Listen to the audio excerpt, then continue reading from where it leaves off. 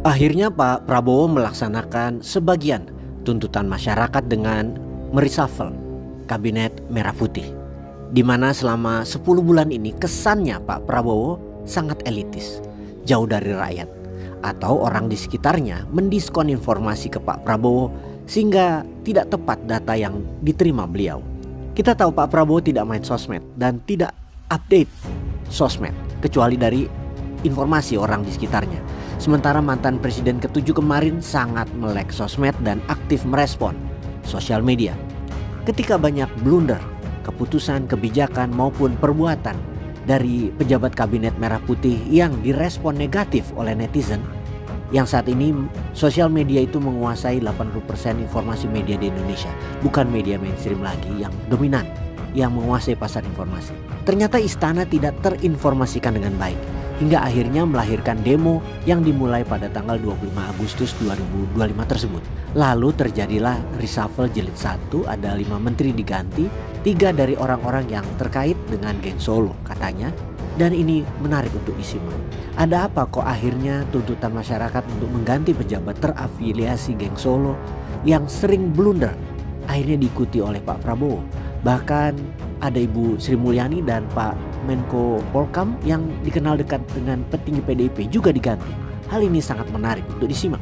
Kita ke Hambalang sebentar, sekitar tanggal 28 Agustus 2025. Ketika itu diketahui Pak Kapolri dan Pak Panglima TNI menghadap ke Hambalang ke Pak Prabowo.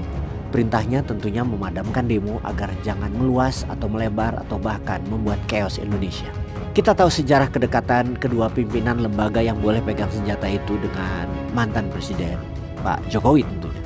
Panglima dulu adalah komandan Kodim di Surakarta sewaktu Pak Jokowi wali kota, dan Kapolri saat ini adalah Kapolres di Solo sewaktu Pak Jokowi jadi wali kota Solo. Selesai dari Hambalang, mereka berdua mengatakan ada perintah dari Pak Presiden Prabowo untuk menindak tegas para demonstran. Namun faktanya di lapangan setelah tanggal 28 Agustus, demo bukannya berkurang malah terjadi eskalasi.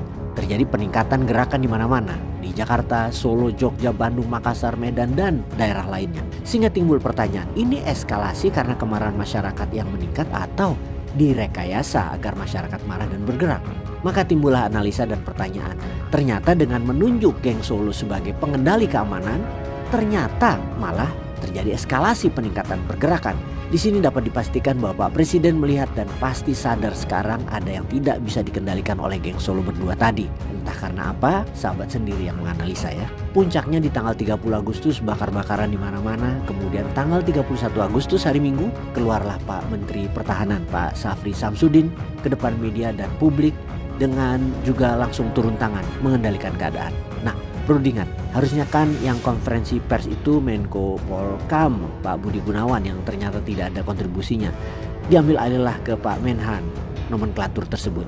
Namun pada saat jumpa pers terlihat Pak Syafri tidak terlalu firm. Ya mungkin di belakang atau sebelumnya terjadi perdebatan atau mungkin terjadi friksi di dalam kabinet dengan orang di sekitar presiden. Maka Pak Syafri pun memilih mengambil bahasa yang aman, bukan bahasa keseharian dia yang lugas dan talking straight. Apapun kejadian sebelumnya di kabinet atau di belakang panggung, terlihat kemudian eskalasi itu berkurang dan terus berkurang hingga saat ini terkendali penuh. Kemunculan Pak Syafri memberikan sinyal positif pada masyarakat bahwa ke depan Pak Prabowo memihak ke suara rakyat dan sadar yang menggoyang adalah siapa.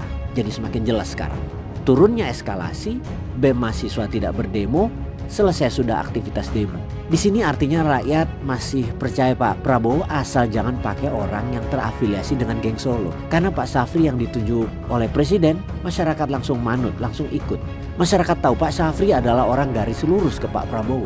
Kepercayaan masyarakat kepada Pak Prabowo ini ada syaratnya, yaitu lepaskan cengkraman orang-orang terafiliasi geng Solo. Kedepan Pak Prabowo harus memilih orang-orang yang membangun negara, bukan yang melanjutkan kerusakan yang dibangun oleh rezim lama.